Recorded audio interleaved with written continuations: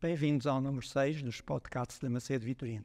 Este é o segundo que dedicamos ao setor das energias renováveis e aos desafios da transição energética. Neste segundo episódio, dedicado à transição energética, temos connosco o Dr. José Ferrari Careto e vamos nos dedicar à análise dos desafios que a transição energética traz para o setor da rede de distribuição elétrica em Portugal.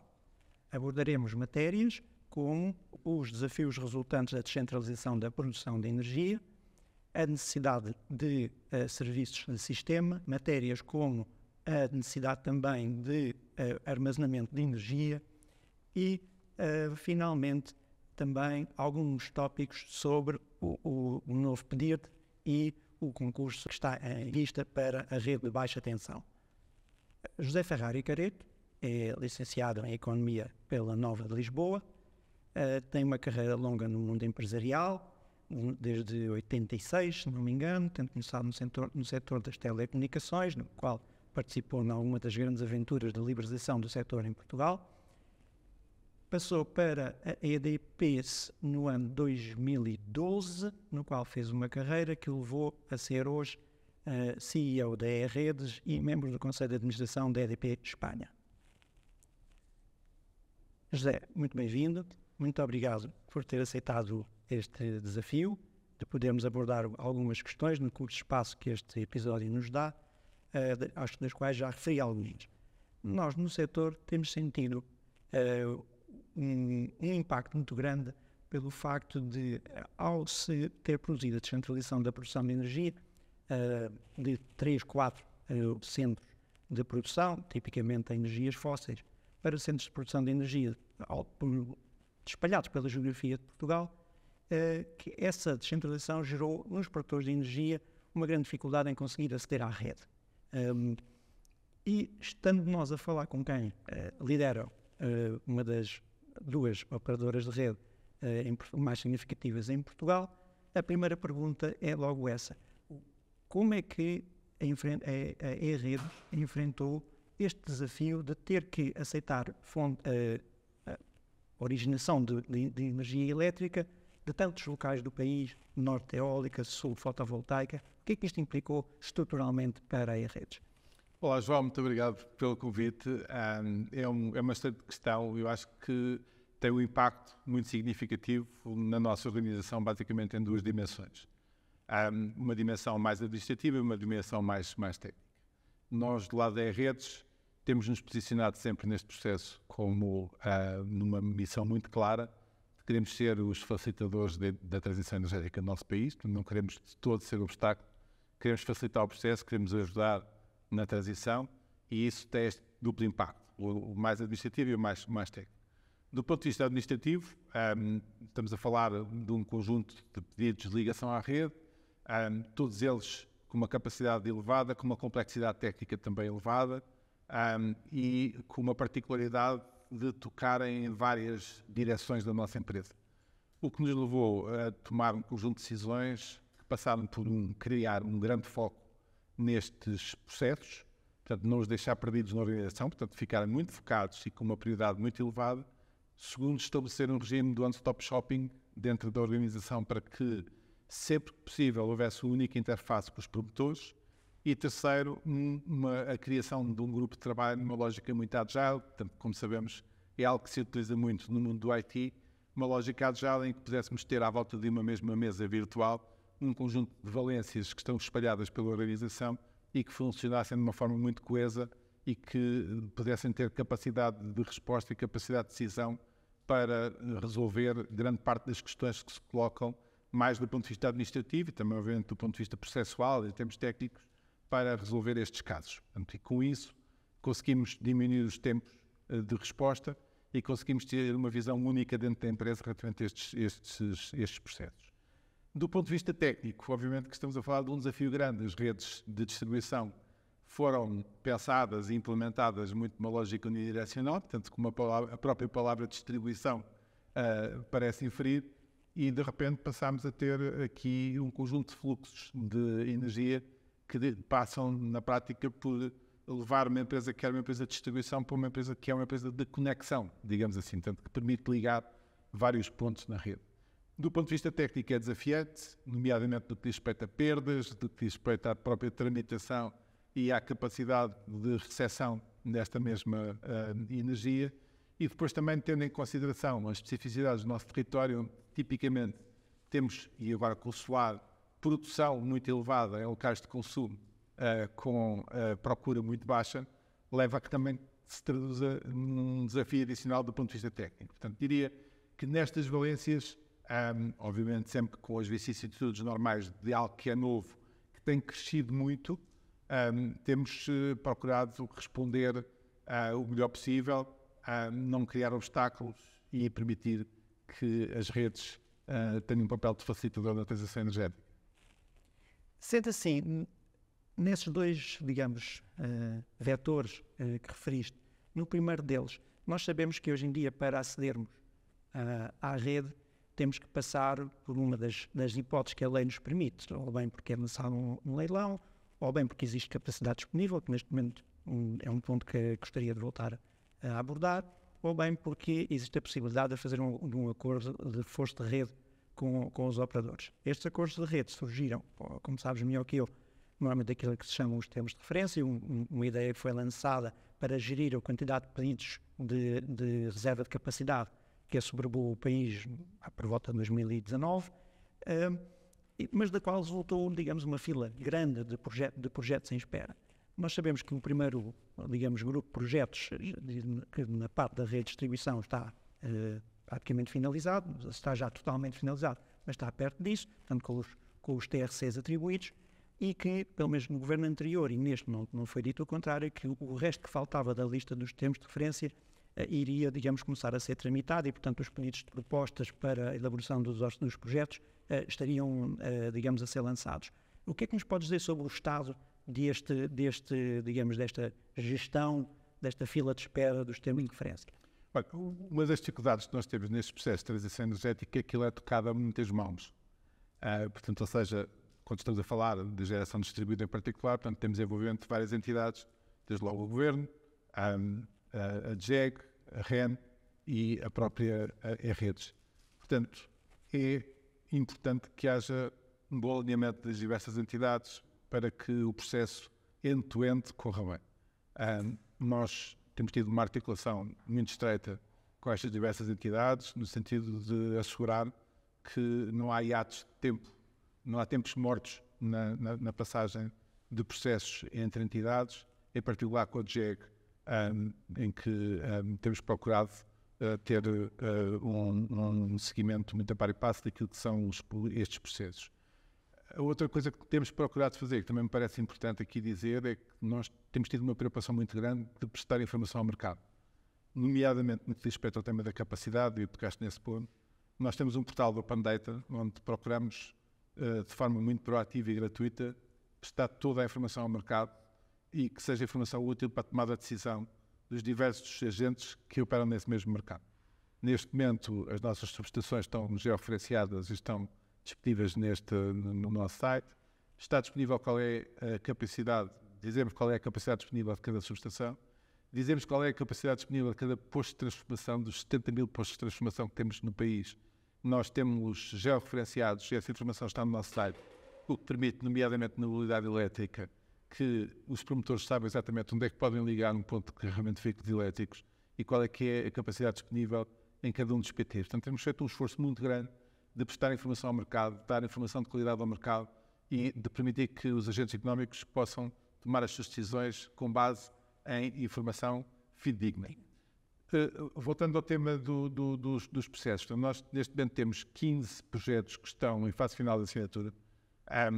Os acordos estão todos fechados, portanto é só um tema processual, agora de fechar assinaturas, e os restantes estão neste momento a ser analisados do ponto de vista técnico. Mais uma vez, recordamos que a análise técnica não se esgota nem as redes, mas estamos neste momento a proceder à análise técnica para que, mais uma vez, aí fique claro qual é que é o modelo de ligação à nossa rede, do ponto de vista técnico, como é que ela pode ser feita. Portanto, esse é um processo que está em curso e acreditaria que, tendo em consideração os diversos envolvidos neste processo, eu diria que até o final do ano nós devemos ter o processo razoavelmente arrumado. Ótimo. Uma das coisas que os operadores se queixam, elas queixam-se de duas. Uma que toda a gente sempre se queixa, que são os custos. E na parte dos custos há uma preocupação, sobretudo porque exige uma espécie de commitment de todo o capital necessário para fazer o reforço de rede, uma vez que há um pagamento inicial de 5%, mas depois há uma garantia de 95%, o capital fica committed. O que em si podia não ser o pior dos mundos, mas que se torna mais difícil de gerir quando nós sabemos que os prazos que estão previstos nos acordos de reforço de rede para, digamos, a entrega dessa capacidade são prazos longos. Nós gostávamos de olhar para esses prazos como os prazos em verdadeiro sentido jurídico, ou seja, com uma data até à qual essa capacidade será entregue. Tu vês como possível que seja entregue, nomeadamente na parte, obviamente, que se refere aos processos que estão junto da E-Redes, como possível que esses prazos, tanto no primeiro grupo como no segundo grupo, sejam de alguma forma, não vou dizer antecipados, mas que a capacidade seja entregue antes desses prazos?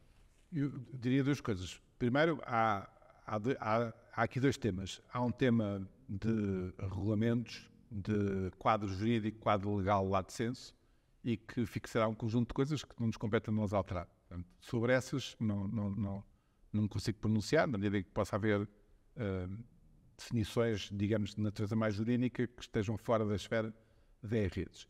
Relativamente à antecipação de prazos, tudo o que nós pudermos fazer do nosso lado, no sentido de andar mais depressa, falo-emos. Há que ter em consideração, no entanto, que temos aqui duas limitações. A primeira limitação é uma limitação que já abordei, que é o facto de nós não estarmos sozinhos neste processo. Portanto, ou seja, nós conseguimos responder por nós, mas não conseguimos responder pela cadeia de stakeholders que estão envolvidos A montar. Portanto, naquilo que diz respeito à redes, temos todo o interesse, toda a disponibilidade para antecipar quaisquer prazos nós tenhamos. E, como eu disse, temos muito foco no sentido de sermos facilitadores do processo e não criadores de obstáculos. Então, desculpa interromper-te aí, poderíamos dizer que naqueles processos ou naqueles casos em que o reforço de rede fica limitado ao nível da redes, poderíamos contar, digamos, com essa possibilidade de ter uma antecipação da entrega da potência da capacidade em relação ao que está nominalmente previsto no contrato, que é standard e que não é negociável. Falta uma segunda dimensão. Portanto, a primeira dimensão é quase um statement no sentido de dizer que, sendo possível legalmente, tudo o que estiver ao nosso alcance para que os promotores possam ligar mais rápido, falo-emos, quer dizer, do ponto de vista de vontade. Queremos fazer isso e queremos facilitar este processo. Há um tema que nós temos de ter presente, que é, também já tive a oportunidade de dizer isto várias vezes, eu diria que um dos maiores obstáculos que o país tem à transição energética tem a ver com a disponibilidade de recursos humanos no nosso país e recursos humanos especializados nestas matérias. O país tem um problema genérico de recursos humanos qualificados nestas áreas. Sabemos que o problema não é só português, é um problema de toda a Europa, mas sabemos que Portugal acaba por ser adicionalmente penalizado neste contexto, na medida em que o trabalho no espaço europeu sabemos que tem mobilidade, infelizmente tem mobilidade, o que quer dizer que, em alguns casos, há técnicos portugueses que estão a migrar, digamos assim, para outros países da Europa que têm desafios idênticos ao nosso. Portanto, há, neste momento, alguma escassez no mercado de trabalho no setor em Portugal e é um tema que muitas vezes nos cria aqui desafios significativos. Tendo dito isto, portanto, como statement, eu diria que, sendo legalmente possível, existe a vontade de andar o mais depressa possível. O obstáculo, tipicamente, que nós temos tem a ver com a capacidade, em alguns casos, de execução de obra. Nós, este ano, do lado da E-Redes, deveremos investir cerca de 480 milhões de euros, portanto, estamos a falar do volume de investimento à escala portuguesa com algum significado, e o maior desafio que nós temos, por vezes, nesta execução deste montante de investimentos, traduz essencialmente numa capacidade... Esses 490 milhões de euros que têm já sido noticiados nos mídias, são 490 milhões de euros da E-Redes ou contam com o investimento que os promotores têm que fazer? O grosso é da E-Redes. Portanto, estamos a falar de 90 e muitos por cento. Eu diria que cerca de 470, 480 milhões de euros, portanto, são investimentos suportados pelas redes, e estamos a falar de investimento na alta, média e baixa tensões. Portanto, é um investimento que tem vindo a subir, comparado com os últimos anos, portanto, e diria que é parte do esforço que nós fazemos no sentido de facilitar esta transição energética. Olha, uma última pergunta neste ponto específico. Como é que tu vês, no dia em que tenhamos conseguido entregar toda esta capacidade que está prevista nos termos de referência, a possibilidade de voltarmos ao regime normal? Nós sabemos que este é o regime normal, não é? O regime normal seria a rede disponibilizar a capacidade e os operadores poderem aceder a ela nos termos em que a lei prevê. Uma vez digerido este elefante, digamos assim, dos termos de referência, vai haver espaço no nosso sistema elétrico para mais projetos de produção de renováveis? Bem, eu diria que essa pergunta tem várias dimensões. Portanto, tem uma primeira dimensão política energética, digamos assim, e que está fora da nossa esfera. Portanto, ou seja, saber como é que o país se quer organizar do ponto de vista de política de energia, portanto, que tipo de valências é que quer promover, onde é que as quer promover.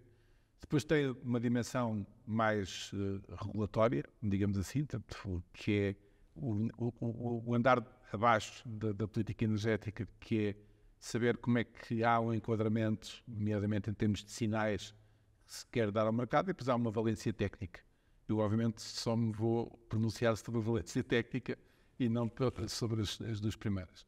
No que diz respeito à valência técnica, eu diria que isso está muito dependente de um tema que creio que vamos aqui abordar, que tem a ver com o tema do pedir, e saber até que ponto é que, em termos de desenvolvimento a médio e longo prazo da rede de distribuição, queremos ou não dar resposta àquilo que sejam as definições de política que eu referi estarem no primeiro andar. Numa situação ideal, portanto, e agora pondo de lado o tema da política energética e que sinais é que na política energética se quer dar ao país, eu diria que o ideal era que nós tivéssemos uma situação em que a rede suportasse aquilo que sejam as necessidades do país traduzidas na vontade dos promotores, na medida em que tenham sinais que lhes permitam o mercado a funcionar. Investimento. Portanto, o mercado a funcionar, o que quer dizer que numa situação ideal deveria, como noutros mercados, haver a criação de sinais dados aos agentes de mercado, no sentido de investirem ou não investirem, consoante entendam que é interessante haver esse investimento ou não haver esse investimento, havendo vontade de investir, porque haveria sinais no sentido de que esse investimento tinha retorno, então haver capacidade de ligação desses empreendimentos, dessas iniciativas às redes de distribuição e transporte. Uma pergunta específica. Unidades de pequena produção. É uma realidade que está suspensa há anos e que, de certa forma, os operadores de produção de energia conseguiram ultrapassar utilizando o mecanismo de autoconsumo. De certa forma, foi uma espécie de paliativo para a impossibilidade de fazer pedidos para UPPs.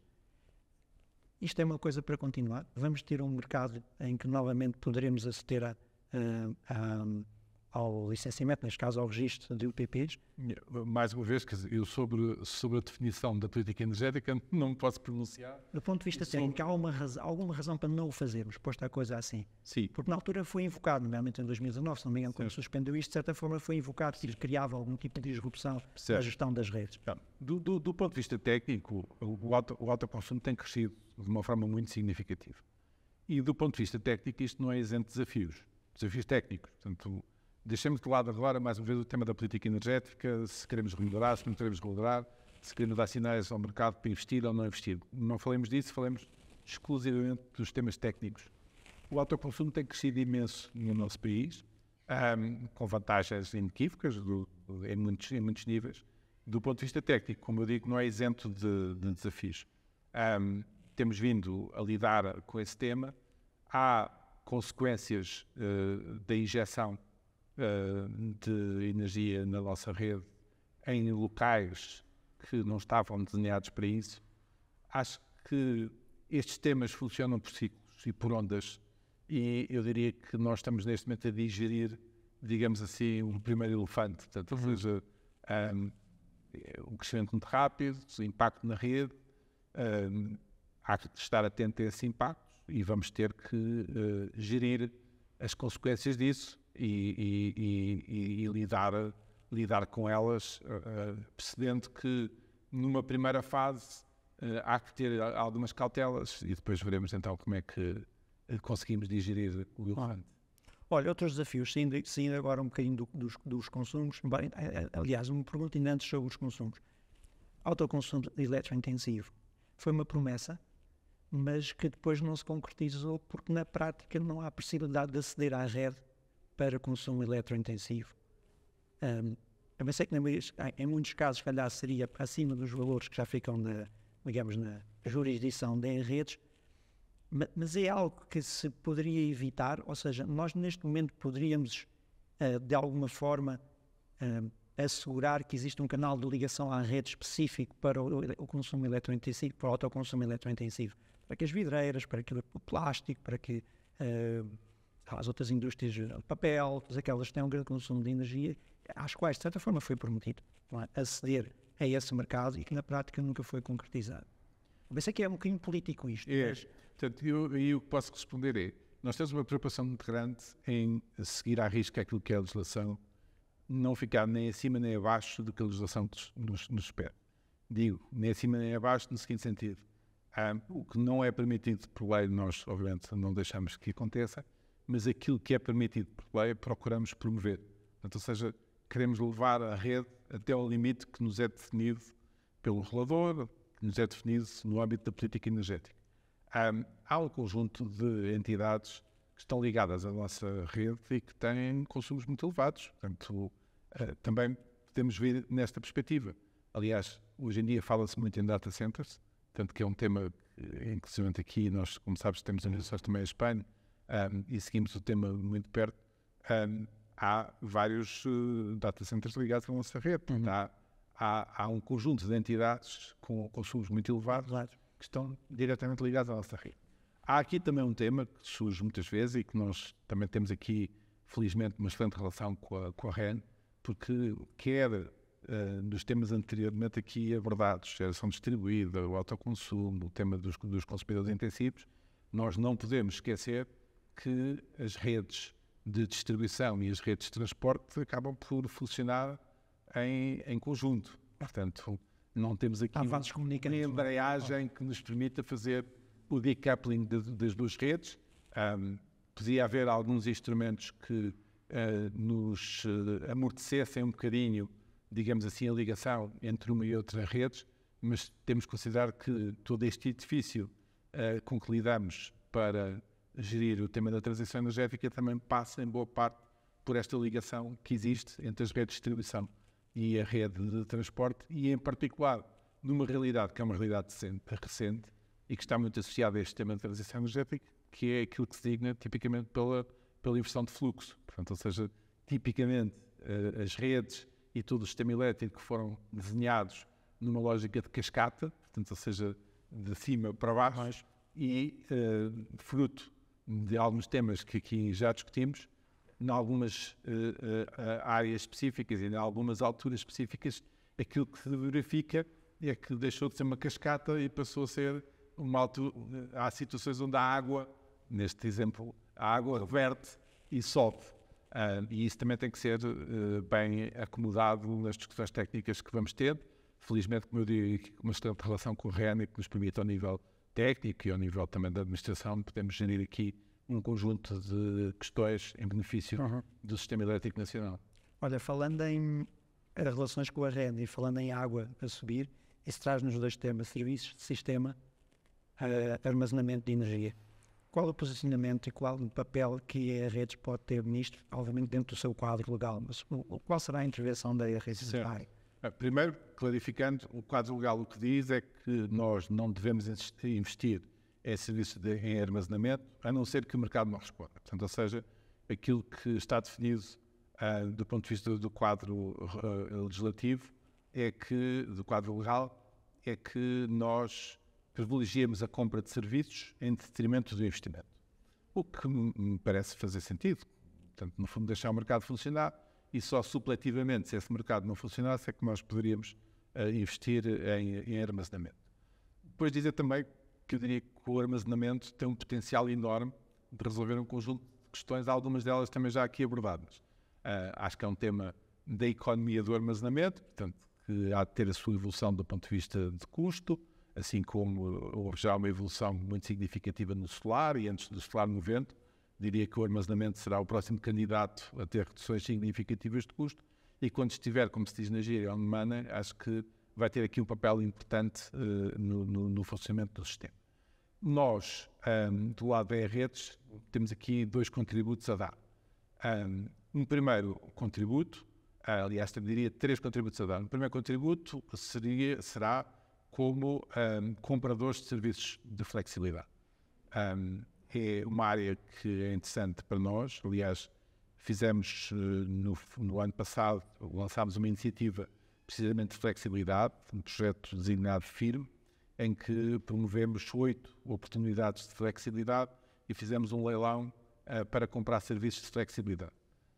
E isto, temos intenções de continuar a abordar o mercado desta forma, de colocar em mercado mais oportunidades de flexibilidade, esperando que, em alguns casos, essas oportunidades sejam resolvidas com serviços de procura, portanto, com gestão da procura, mas outras também com serviços de armazenamento e teremos, obviamente, todo o interesse em estar presentes nesse mercado para o fazer.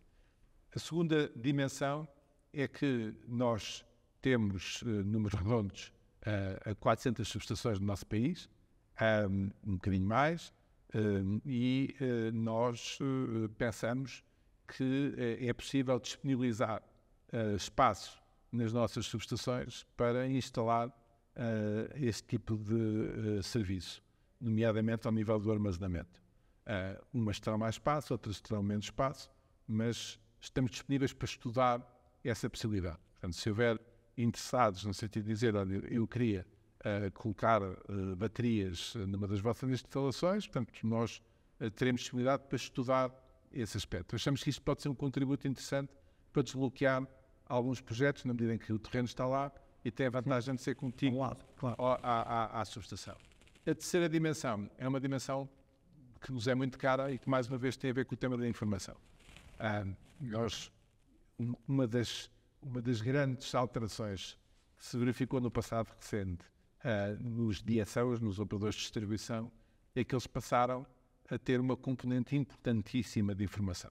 Portanto, todo o tema dos smart meters, tudo aquilo que é a informação que nós geramos e que disponibilizamos, acaba por ter aqui um papel muito importante e uma das coisas que nós queremos é prestar informação adicional ao mercado, nomeadamente para que possam os agentes económicos tomar decisões ao nível da flexibilidade em geral e também do armazenamento em particular. Portanto, nestas 3 valências, nós queremos, mais uma vez, ajudar a que apareçam mais projetos neste domínio.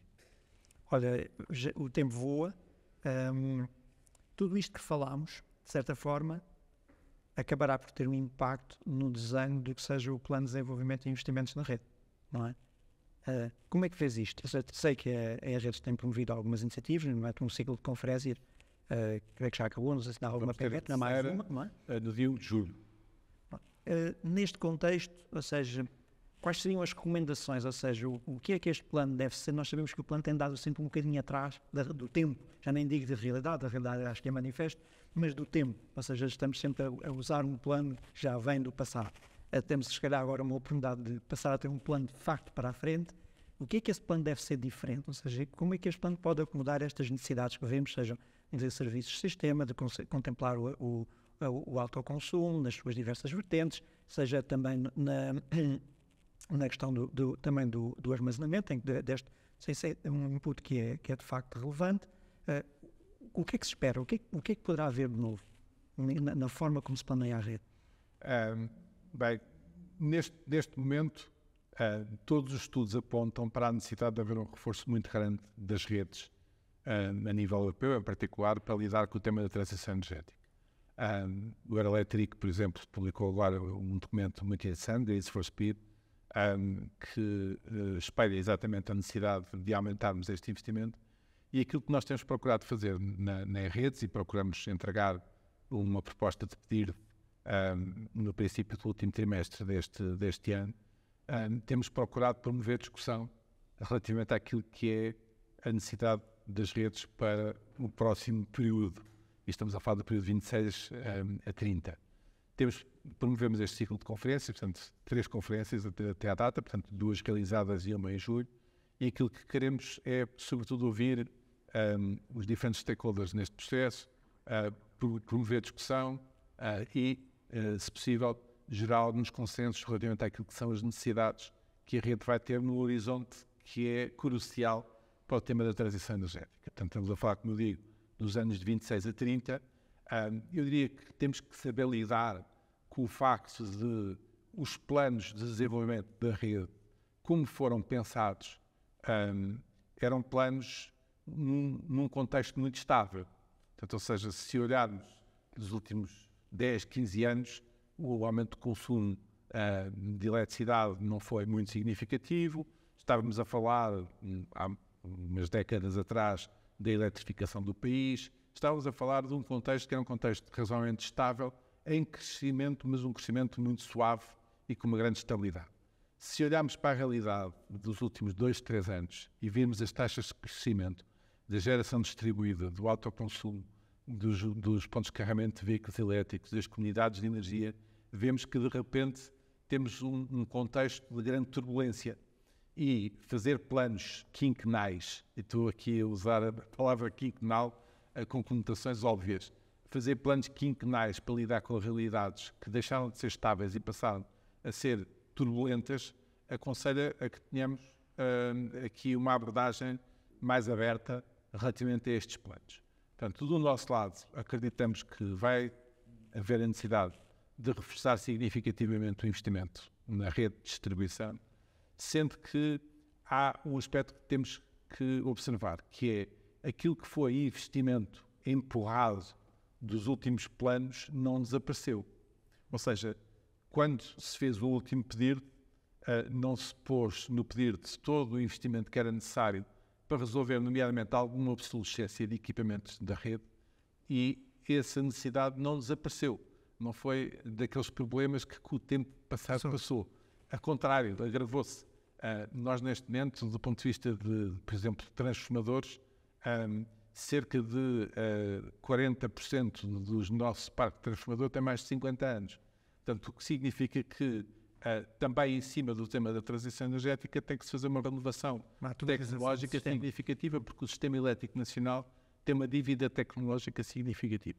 Portanto, isto quer dizer que há que encarar o próximo pedido com realismo, perceber que isto vai acontecer numa altura de turbulência, pensar que os últimos 2, 3 anos deram-nos indicações de que a procura, nomeadamente de geração distribuída, do grande consumo, da mobilidade elétrica, vai continuar em níveis muito elevados. Temos a noção de que, se não fizermos investimento nas redes de distribuição, colocamos em causa não só a transição energética, mas como o próprio desenvolvimento económico do país.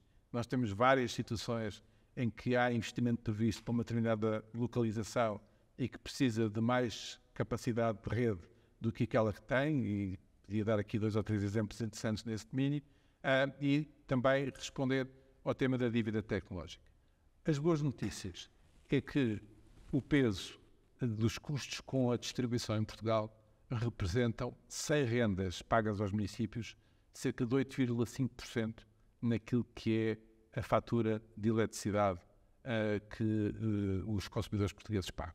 Portanto, estamos a falar de 8,5%. É um valor muito reduzido, que eu diria que devia acomodar, porque é reduzido fruto da eficiência que se tem alcançado ao longo dos últimos anos, dos últimos 10 anos, diria eu, uma eficiência muito elevada, o que nos permite que tenhamos um peso curto na fatura, o que daria espaço para que possamos reforçar o investimento nas redes de distribuição.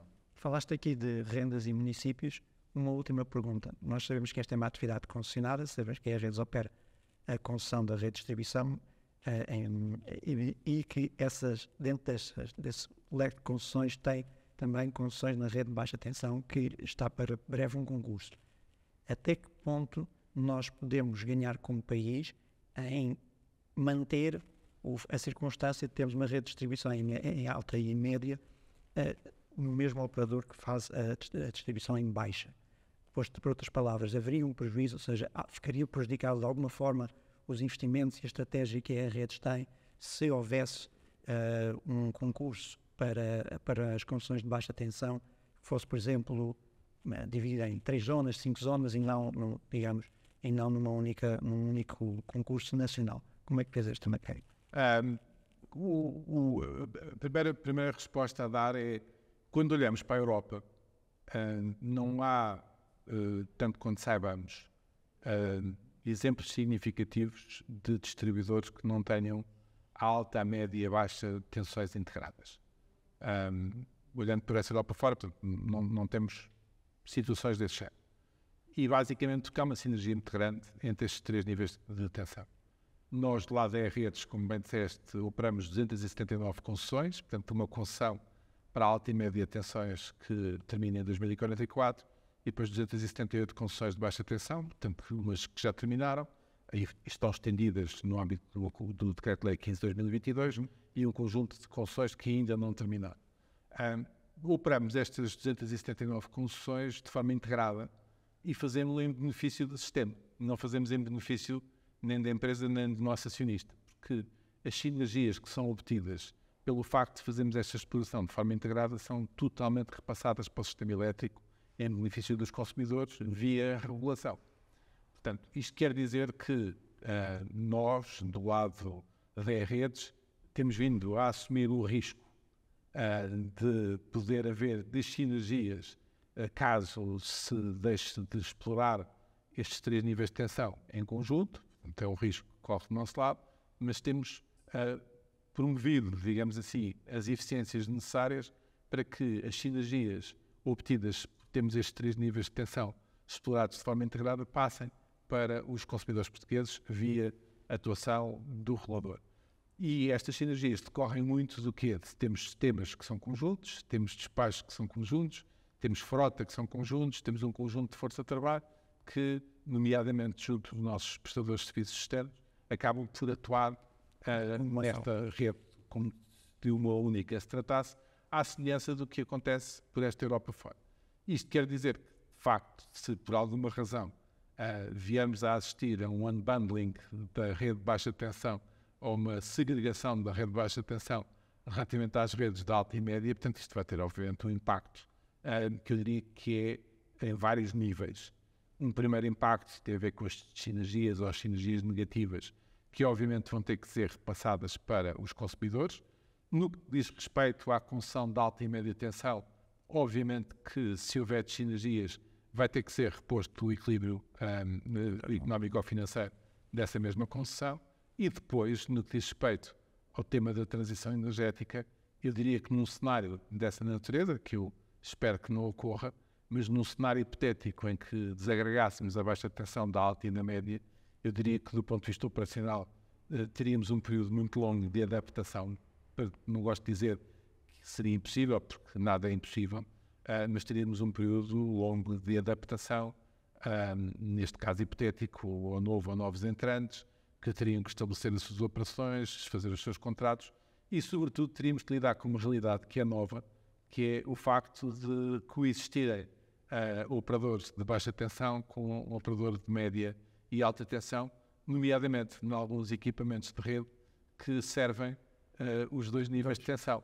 Eu diria que teríamos aqui um período de tempo pela frente com desafios muito elevados e que, de certeza, que não iriam ajudar a transição energética, sobretudo se pensarmos que estamos sempre a falar de um monopólio natural que é prestado em regime, assegurado em regime exclusivo, com base em regulação.